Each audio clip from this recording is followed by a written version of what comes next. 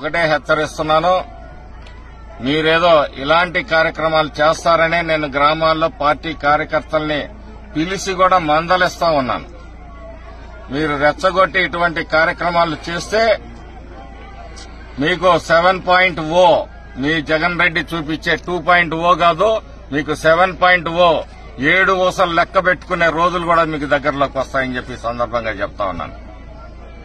పల్నాడు ప్రశాంతంగా ఉంది. ఈరోజు ప్రశాంతంగా ఉన్న పల్నాడులో చిన్న చిన్న సంఘటనలను కూడా రెచ్చగొట్టి, ఆ రోజు పశువేమల్లో ఒక కుటుంబం మధ్య హత్యలు జరిగితే మేము ఎక్కడా గాని మొదటి దాడి జరిగింది కానీ రెండవ దాడి జరిగింది అనే విషయంలో హాస్పిటల్లో పరామర్శించాను తప్పితే నువ్వెళ్లి అక్కడ శవరాజకీయాలు చేసే ప్రయత్నం చేశావు పిన్నెల రామకృష్ణారెడ్డి.